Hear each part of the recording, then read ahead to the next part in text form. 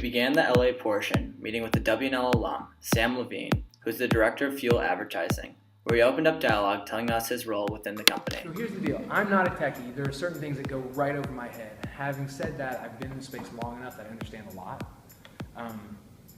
But no, there are specialists here. We have product developers, we've got analytics, insight specialists, we've got, everyone's got 10,000 hours. Mine was not spent coding. You don't have to know that kind of thing to be effective. You just gotta be able to talk about it. You have to understand you have to understand the meaningful points from a business perspective, right? Yeah. Because for me, it's always about can we do it and does it work? And when's it going to be ready and how much is it going to cost? Mr. Levine explained that his company was started in Canada and has digital products in over 193 countries using 90 different languages. Their audience is youth, so the company's job as a whole is to design ways in which they can reach this demographic. One way they focus is through technology, since the current youth checks his or her phone 27 times an hour. We went over a recent product that he spearheaded for McDonald's. He explained that McDonald's has such a negative perception by the public in terms of food quality, but his company re-envisioned a new way to spin the franchise by putting books into Happy Meals. The project was so successful that it ranks as the 11th most popular toy series in the company's history. I can't hold it much longer. It's getting... Sam also went over why his company is the perfect storm between the big and small advertising firms. That's why the small shops have a hard time, because if I have a question, there's somebody between here and Ottawa, there's somebody that I can call and get the right answer for. I don't have to wait for people to wake up. I don't have to go and find who that person is. There's somebody. Coming away from our meeting, I learned a lot more than the in and outs of fuel, but I came away with how important relationships are in the business world. A quote that resonated with me from Sam is that he didn't do a deal with Warner Brothers, he did a deal with Molly, Peter, and John. The marketing and advertising world is all about making, building, and maintaining relationships. Following a delicious meal with Sam, we headed over to the Sony lot where we had a meeting with the VP of Networking. Marie Jacobson opened up with some big time figures of how large of a market Sony is involved in. During our private tour, I thought over everything Marie had said. The phrase change or die was repeated multiple times. Sony needs to constantly be able to adapt with all their different markets and audiences. They have so many different platforms that are all shaped differently, but they all work towards the same goal of upholding the values of the Sony franchise. As we finished up our Sony experience, it was interesting to get to compare it to our time at Fox the next day.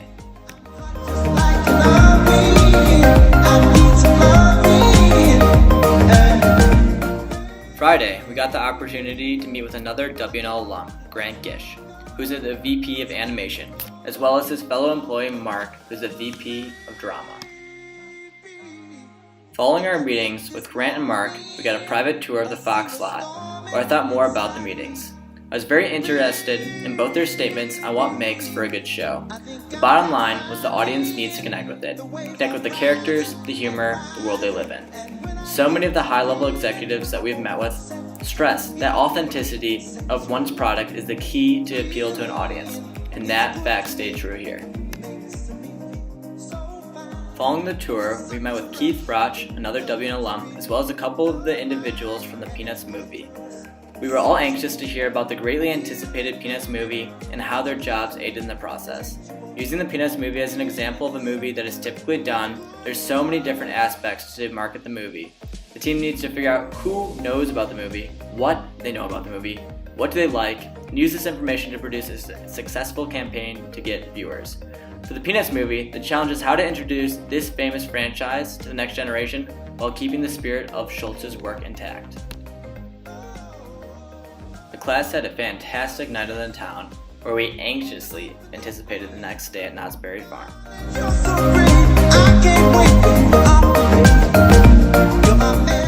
The next day, we headed to the first amusement park to meet with Kristen, who told us a little bit more about her role within the park shops and the vendors. A large company called Cedar Fair. So we are owned by a company, Cedar Fair.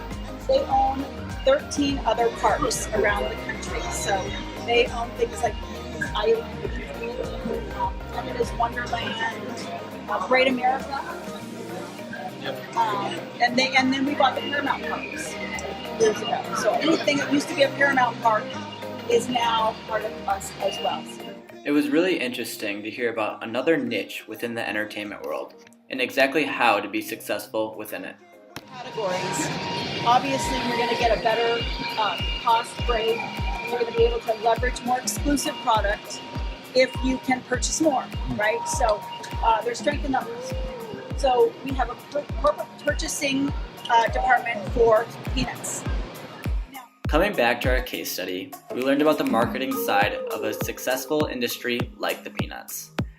90% of the Peanuts store is only available if you come into the park, a marketing ploy to try to get more consumers coming in and purchasing products. Kristen explained that the Christmas products that we saw were specifically targeted for collectors, whereas the plush toys, their top selling product, was targeted for normal amusement park goers. Again, audience was brought back up and how key it is in this industry to know, understand their habits, and how to relate to them.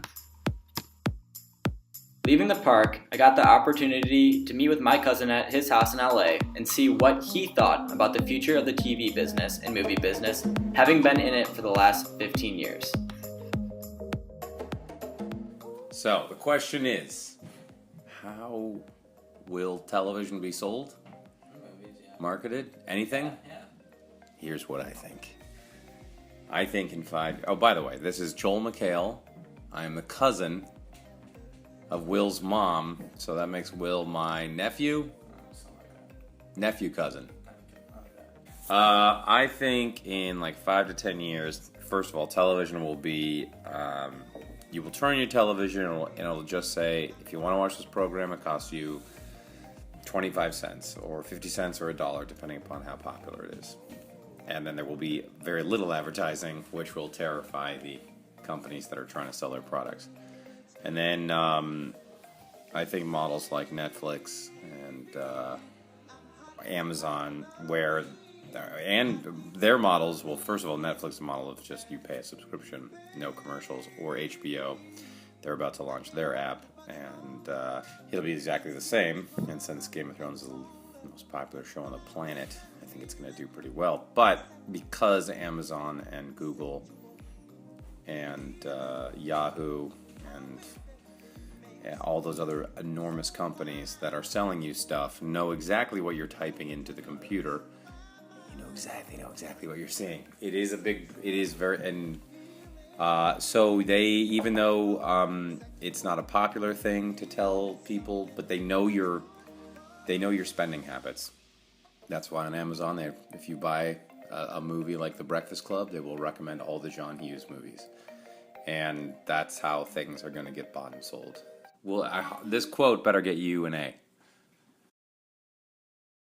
This concludes the California Adventures, where we have dove into many different franchises within the entertainment industry.